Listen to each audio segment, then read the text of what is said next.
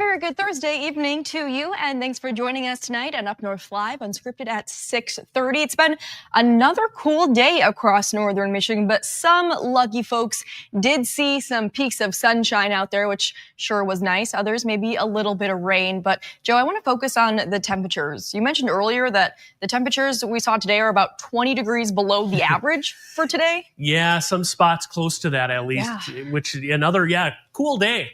And I think tomorrow will be the low point of that. And then we'll start climbing back up. I think a week from now, though, we'll be back up near 70. So you can hold on to that. Yeah. A few days down the road here. But it is still, some areas that get some sunshine further west, closer to Lake Michigan today. East, it's been fairly cloudy. But we still have the chance for some showers coming in Maya. We'll look at that and what to expect for Memorial Day, too. Come up a little later. All right, thank you so much, Joe. We have an update to a story that we first shared with you last night. Take a look at this video. This is a car chase that was caught on the UpNorthLive Mackinac Bridge cam that happened on Monday. Police say that car would later ram through a toll gate at the other end of the bridge. And we now know that the suspect has been identified as 27-year-old Jack Maybach from Metro Detroit. He is facing 7 felony charges in 2 different counties. Now, we are learning about how police ultimately caught the suspect. Our Daniel Zivian spoke with a woman who said the suspect, Maybach, actually tried to hijack her car with her child inside. I'm just looking at him. He sighs. I'm like, what's wrong? Thinking he was going to say he was distressed or something, And he looks at me and he's like, I'm going to take your car. And I'm like, the heck you're not. Flipped it in reverse and went backwards. Litzner says the man held onto the door until she abruptly stopped, smashing his arm into the rolled-down window. Litzner says she pulled into the Hampton Inn across the street to call 911, and police finally caught up to Maybach as he approached Litzner's car again. Chief Kevin James says the arrest turned violent. 1 officer was injured. Luckily, minor injuries, some scrapes and bruises, some cuts on his hands, elbows, and his knee. But overall, he'll be fine. Litzner says her daughter was unaware, even laughing, as her mom tried to escape. Just the thought of him being released or him being out there just terrifies me. Like, I don't know who he is. I don't know how he is, in real life. But that experience alone, I'm terrified he's going to want to come find me. That was Daniel Zivian reporting, and Chief James says that Maybach bounded out of Mackinac County custody, $25,000 cash or surety, and then he turned himself in to Emmett County, where his bond has been set there at $10,000. Well, next up, we have some state news. We are continuing our coverage tonight. Kent County Prosecutor Chris Becker announcing there will not be a retrial for former Grand Rapids officer Christopher Schur. Schur shot and killed Patrick Loyola in the back of the head during a traffic stop in Grand Rapids back in 2022. And this decision comes 2 weeks after a mistrial was declared as a jury was deadlocked. They could not decide if Schur was guilty of second-degree murder. Now today, Autumn Pitcher spoke with the prosecutor about this decision. Prosecutor Chris Becker says this was not an easy decision to make at all. His office deciding to not retry former Grand Rapids police officer Christopher Schur. The main reason, he says, even with a different jury, he still believes they would not be able to come to a unanimous decision as people are so split on this issue. Former Grand Rapids police officer Christopher Schur will continue life as a free man. I know there's many members of the community that are disappointed in that decision. When you do your best you can, it comes in as good as you can. Generally, it's going to go worse the second time around, and I just don't see us being able to reach a verdict. A mistrial was declared after 4 long days of deliberations. Loyola supporters took to the streets of Grand Rapids in protest.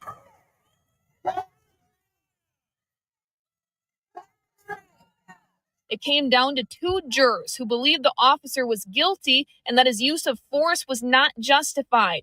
The majority, 10 jurors, believed Schur was not guilty and that his actions were in self-defense as Loyola refused the officer's orders numerous times, grabbing his taser.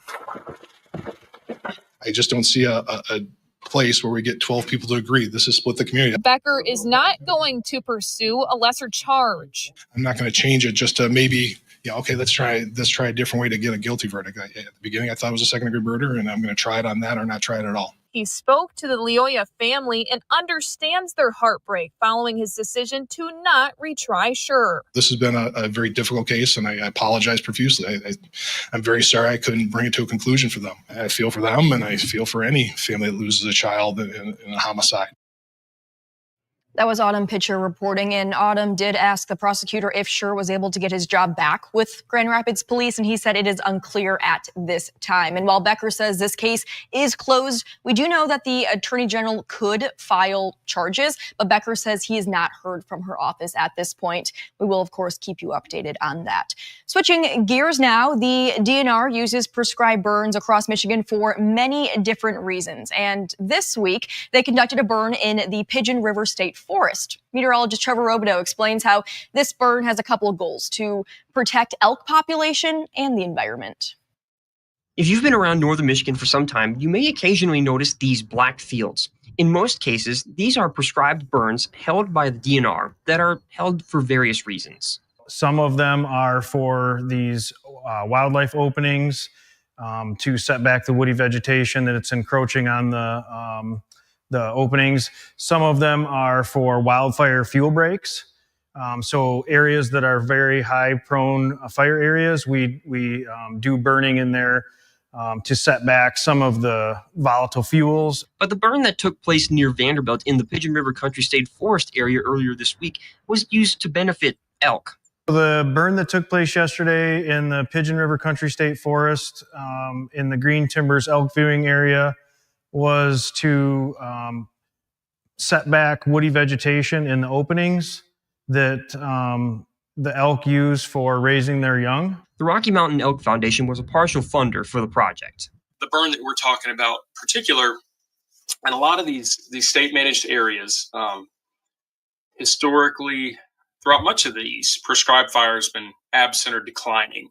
So kind of the challenge that we face is a lot of these areas have become overgrown with undesirable plant species or invasive plant species that are not that beneficial to native wildlife. And in this case, the challenge was to remove those invasive or undesirable plants in order to increase elk habitat, which in turn benefits us. The critical features is they need good habitat. They need that for general health. They need that for rearing of calves, reproduction, and for cover. We create better habitat. The elk are healthier. And then in return, what we see is the return on investment is to the sportsmen and women of Michigan, or just the casual wildlife viewer who want to go out and view elk. The Michigan DNR and RMEF wants to remind everyone that these burns are well planned out. You know, people visiting this site may look at it and just see scarred black earth and think, oh my gosh, what's happened to this beautiful habitat? I challenge those people to come back in 1 month and look at that. You know, with the growing season coming, it'll be a drastically changed landscape in the course of a 1 month. Nature recovers very quickly. In Otsego County, Trevor Robideau, UpNorthLive News. We've been talking all week about the upcoming Bayshore Marathon in Traverse City. It is this Saturday. It's a race that brings thousands of people to the Traverse City area, and it's all made possible thanks to the Traverse City Track Club. So for more on the race, let's bring in our guest tonight, Lindsay McLaughlin. She is the executive director with the Traverse City Track Club. Lindsay, thanks so much for being here. Thank you for having us. We're excited for Saturday. Oh, I'm sure a lot of folks out there are excited. I'm sure a lot of people have ran this race before. But for those folks watching who have never been to the Bayshore, they haven't been as a spectator or a racer, how would you describe this event? Well, this is the 43rd year of the Bayshore Marathon events. What started as a really small kind of backyard community race has grown into an event that's involving, over 7,400 runners. And after you add in spectators and volunteers, we're looking at about 10,000 people that make this day really special. We have a couple different races on Saturday. We have a full marathon, 26.2 miles, as well as a half marathon, a 10K race, and also a really fun kids race. So it's a fun full day this Saturday, and we're really looking forward to it. And then can you talk a little bit more about Traverse City Track Club's role in the marathon? Absolutely. So the Traverse City Track Club is a 501c3 nonprofit here in town, and we're here 365 days a year, doing community runs every week, as well as a lot of other programming and races. But the Bayshore Marathon is really our biggest race by far every year, and we're the hosts. We do bring in, of course, a lot of volunteers and other really important, folks to help us, whether it's set up porta potties for everybody or feed those runners and staff the aid stations, as well as plan logistics with our partners in Traverse City and Peninsula Township. So we really facilitate, the overall organization of the race. And then we're also stewards of the fundraising that happens as a result of the race. It allows us to not only do programming that helps support running and fitness in the community, but also, giving away tons of grants every year to other nonprofit and local government partners to support our running and walking infrastructure, as well as scholarships for kids who love to run and walk. So it's, we love this big event and allows us to do so much good in not only Grand Traverse County, but the 5-county region that we serve here in northwestern Michigan. And so all proceeds from the event go toward those programs that you mentioned? That's right. Yeah, because we're a nonprofit, everything that is raised from this big race goes right back into the community in one way or another. So we're so grateful again for a sold out race, for all the volunteers and amazing sponsors who make it happen.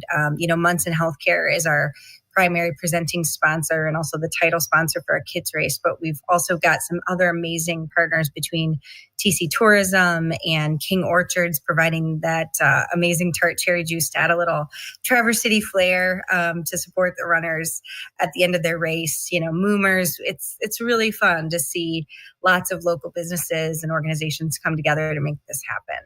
The Moomers is always what would get me through the last half mile when I was struggling. Yes. So for folks, you're not alone. Yeah.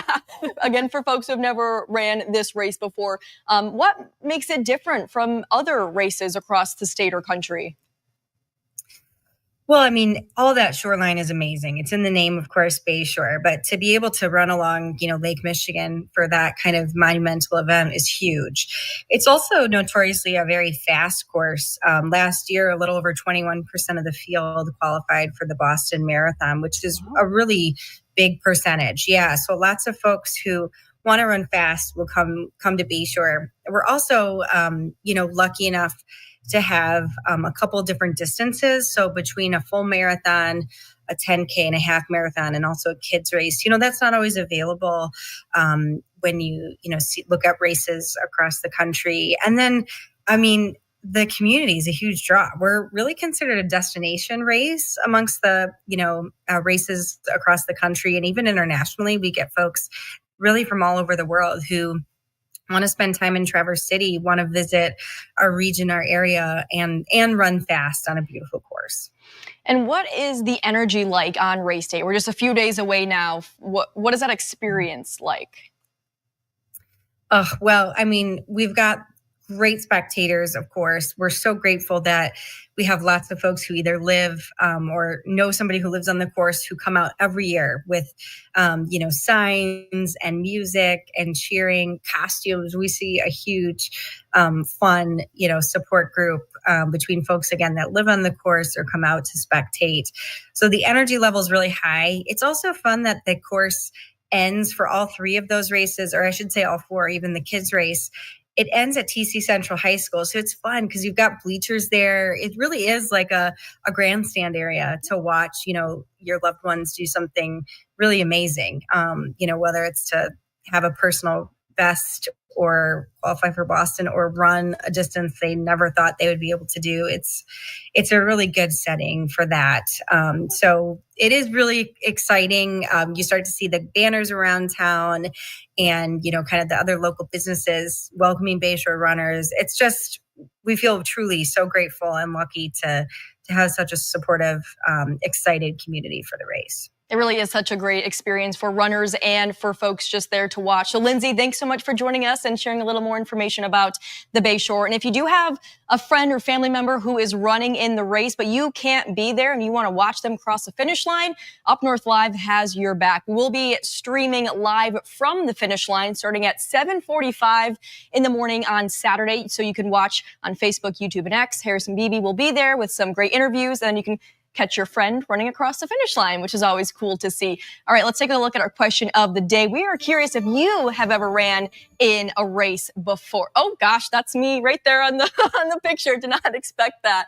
Not the most flattering photo of me. Scan the QR code on your screen right now. That will take you to our website, and we will take a look at the results at the end of the show because we're running out of time. Let's take a break. We'll check back in with Joe straight ahead. I'm Jada Johnson from Big Boys TV, and the Fish and Game Report is sponsored by Johnson's Propane.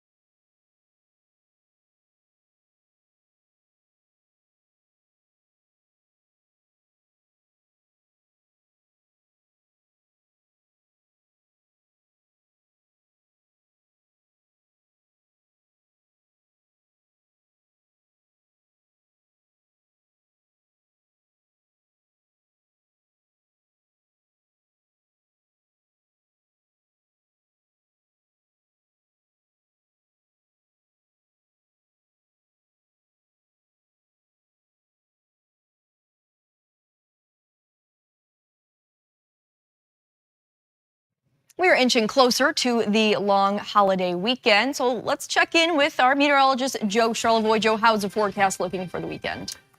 Not bad. Slowly getting better as we headed deeper into the weekend. You got plans? A few plans here and there. Maybe like a cookout on Sunday. And for sure. Yeah. It looks okay. And it's Sunday, Monday are the 2 days I think it'll be a little better than maybe Saturday coming up here. By the way, look at Traverse City. Beautiful view there. 55 temperature. It's a little cooler than average, but the sun is out. This is earlier today, our UpNorthLive Skyview drone. A little more cloud cover then, but what a nice view. Everything's lush and green now. I mean, what a change like in 2 weeks. That's the view looking out over Grand Traverse Bay earlier. Again, we're looking at this area of low pressure near Toronto tonight, spinning away. It's not moving very much. Normally, these systems pass through the country and head out toward the East Coast. That's not the case with this one. We have quite a bit of rain wrapping around that. And there's more back here in parts of Ontario. So there's radar kind of east of us. But that big area of rain, some of that cloud cover is going to slide back toward northern Michigan. So even though we had a little sun in some spots today, I know over on the east side it was pretty cloudy. I don't think we're going to get a lot tomorrow of sunshine. Showers, best chances for rain will be east of I-75 essentially. So Alpena up toward Detour Village, Drummond Island, Sugar Island, looking at some rain. And then Saturday, perhaps a few showers up across the UP. But I think while we start the day pretty cloudy Saturday, we'll gradually see the clouds breaking up. And then Sunday, partly cloudy. And Sunday does look rather quiet. And if we add up the rain here, there it is. And again, you see like at Sheboygan, a 1. That's 0.1, 1/10 of an inch, not an inch. So not a whole lot of rain is expected with that. Quick look, the Bayshore Marathon, we just talked about that. Here's the weather for that. Traverse City, Saturday, 42s to start, and then low 50s, pretty cloudy the first half of the day there. And we'll look more at our Memorial Day weekend, 50s on Saturday, couple showers early, mainly north. Sunday, dry, and Memorial Day, 65 to 70. And next week, Maya, we do warm back up. You can see a few spots, low 70s by next Tuesday and Wednesday. Looking forward to it. All right. All right, Joe, let's take a quick break, but we will check in with our sports director, Harrison Beebe, straight ahead.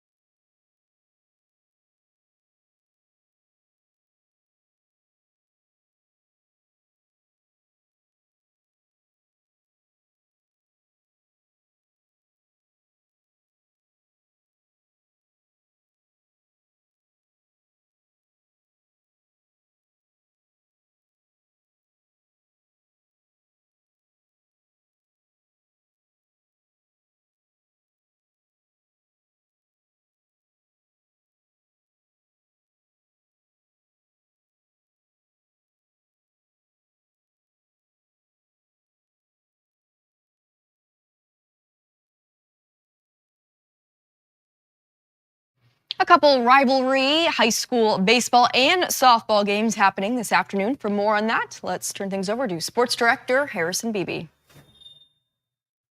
Hey, my busy Thursday afternoon in sports. I've been jumping around to the Traverse City Central baseball and softball doubleheaders, thankfully just right down the road here from our studios at the athletic complex for Traverse City West. I caught the baseball highlights earlier in the afternoon. I'm going to quickly jump over and get softball right after we're done here with Unscripted. But let me recap the baseball so far.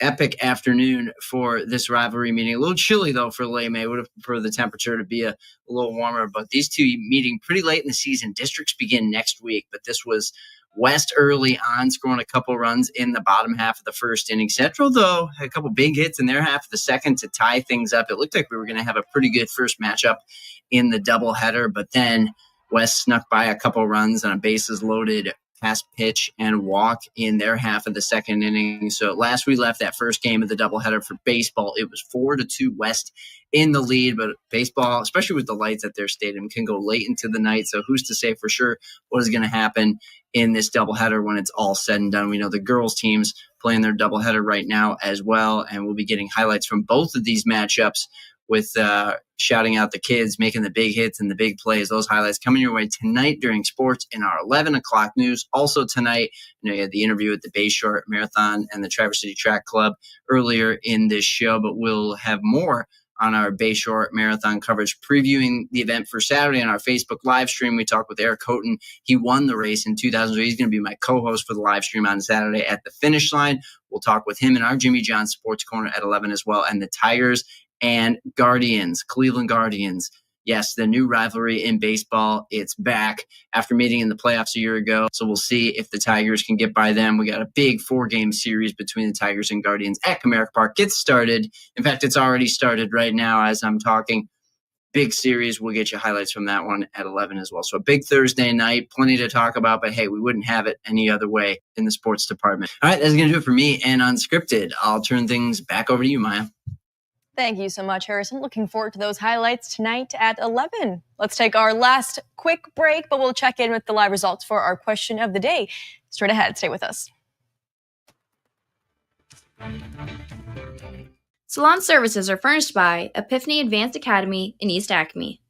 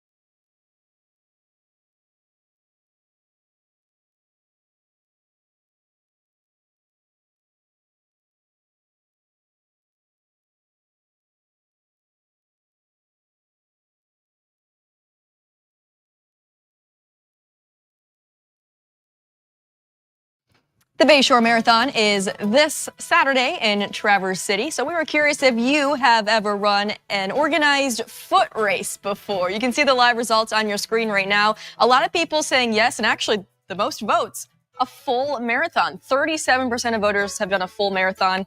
Big applause to all of you. 32% a 5K, 13 10K, 11% half, and 7% no. For all those no voters, if you want to get into any organized races, the Bayshore is a great one to get started with. All right, that'll do it for Unscripted. Thank you so much for joining us. We'll see you back here at 11 o'clock tonight.